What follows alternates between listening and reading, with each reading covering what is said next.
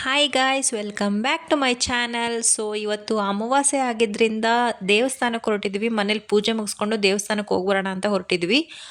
So ರಟ್ಟಿಹಳ್ಳಿನಲ್ಲೇ Shri Veerabhadreshwara ದೇವಸ್ಥಾನ. ನಾವು ಪ್ರತಿ ಅಮಾವಾಸ್ಯೆಗೆ ವೀರಭದ್ರೇಶ್ವರ ದೇವಸ್ಥಾನಕ್ಕೆ ಹೋಗಿ ಬರ್ತೀವಿ. ಸೊ ನೋಡಿ, ತುಂಬಾ ಮಳೆ ಬರ್ತಾ ಇದೆ, ಫುಲ್ ಕೆಸರಿದೆ. ಬಟ್ ಬಿಡೋದಕ್ಕೆ ಯಾಕೋ ಮನಸ್ಸಾಗಲಿಲ್ಲ. ಸೊ ಮಳೆಯಲ್ಲೇ ಹೋಗಿ ಬರೋಣ ಅಂತ ಹೊರಟಿದ್ದೀವಿ. ನಮ್ಮ ಅತ್ತೆ ಬರ್ತಾ ಇಲ್ಲ ಇವತ್ತು.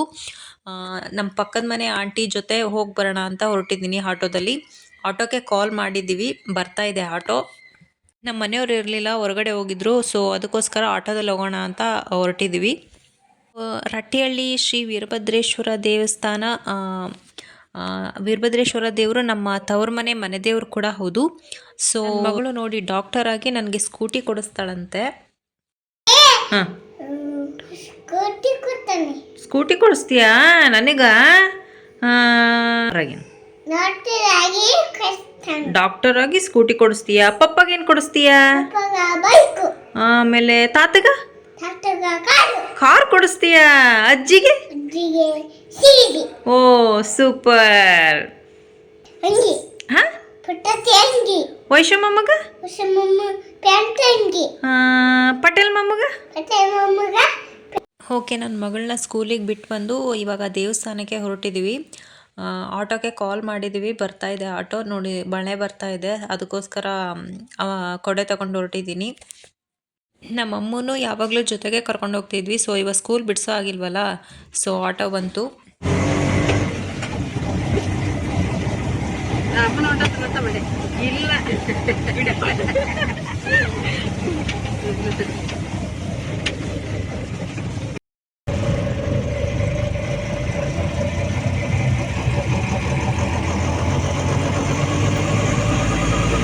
ಇದೇ ನೋಡಿ ಶ್ರೀ ವೀರಭದ್ರೇಶ್ವರ ದೇವಸ್ಥಾನ.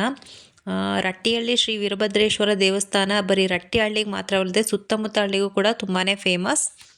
ಅಮಾವಾಸ್ಯೆಗಂತೂ ಫುಲ್ ರಶ್ ಇರುತ್ತೆ, ಲೈನಲ್ಲಿ ಹೋಗಬೇಕು. ತುಂಬ ದೂರದಿಂದನೂ ಈ ದೇವಸ್ಥಾನಕ್ಕೆ ಬರ್ತಾರೆ, ಎಲ್ಲ ಕಡೆಯಿಂದನೂ ಜನಗಳು. ನಾನು ತುಂಬಾ ನಂಬ್ತೀನಿ ಈ ದೇವರನ್ನ. ಸ್ಪೆಷಲಿ ಈ ದೇವರನ್ನ ನಾನು ತುಂಬಾ ನಂಬ್ತೀನಿ.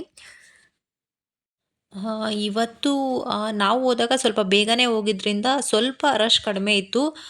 ತುಂಬ ಮಳೆ ಬರ್ತಾ ಇರೋದ್ರಿಂದ ಅನಿಸುತ್ತೆ. ಸೊ ಸ್ವಲ್ಪ ಕಡಿಮೆ ಇತ್ತು. ಪ್ರತಿ ಅಮಾವಾಸ್ಯೆಗಂತೂ ಫುಲ್ ರಶ್ ಇರುತ್ತೆ. ಸೊ ಇದು ಬನ್ನಿದೇವಿ ಮರ. ದೇವಸ್ಥಾನಕ್ಕೆ ಹೋಗಿ ಬಂದರೆ ಏನೋ ಒಂಥರ ಮನಸ್ಸಿಗೆ ಶಾಂತಿ ಸಿಗುತ್ತೆ, ಸಮಾಧಾನ ಸಿಗುತ್ತೆ. ಸೊ ಏನೇ ಟೆನ್ಷನ್ ಇದ್ರೂ ಟೆನ್ಷನ್ ರಿಲೀಫ್ ಆಗುತ್ತೆ. ದೇವ್ರನ್ನ ನೆನೆಸೋದ್ರಿಂದ ದೈವಿಕ ಶಕ್ತಿ ಹೆಚ್ಚುತ್ತೆ, ಹಾಗೆ ಮನಸ್ಸಿನ ಶಾಂತಿ ಕೂಡ ದೊರೆಯುತ್ತೆ. ನಾನು ದೇವ್ರನ್ನ ತುಂಬಾ ನಂಬ್ತೀನಿ. ಸೊ ಎಷ್ಟೇ ಟೆಕ್ನಾಲಜಿ ಮುಂದುವರೆದ್ರೂ ದೇವ್ರ ಮೇಲಿರೋ ನಂಬಿಕೆ ಮಾತ್ರ ಒಂಚೂರು ಕಡಿಮೆ ಆಗಿಲ್ಲ. ಏನೇ ಒಂದು ಕೆಲಸ ಸ್ಟಾರ್ಟ್ ಮಾಡೋಕ್ಕೂ ಮೊದಲು ದೇವ್ರನ್ನ ನೆನೆಸೋದ್ರಿಂದ ಪಾಸಿಟಿವ್ ಎನರ್ಜಿ ಸಿಗುತ್ತೆ. ಸೊ ಕೆಟ್ಟದಿದೆ ಅಂದಮೇಲೆ ಒಳ್ಳೇದಿದ್ದೇ ಇರುತ್ತೆ.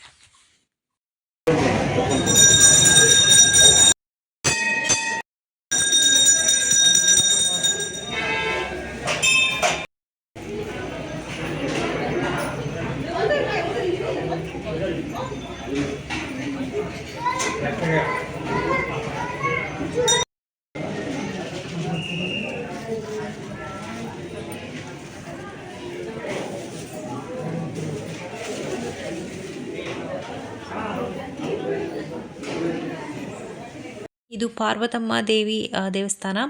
ಸೊ ವೀರಭದ್ರೇಶ್ವರ ದೇವಸ್ಥಾನದ ಎದುರುಗಡೆನೇ ಇದೆ. ಸೊ ಇರಲೇಬೇಕಲ್ವ, ಪಾರ್ವತಮ್ಮ ದೇವಿ ದೇವಸ್ಥಾನ ಯಾವುದೇ ವೀರಭದ್ರೇಶ್ವರ ದೇವಸ್ಥಾನದ ಎದುರುಗಡೆ ಇದ್ದೇ ಇರುತ್ತೆ.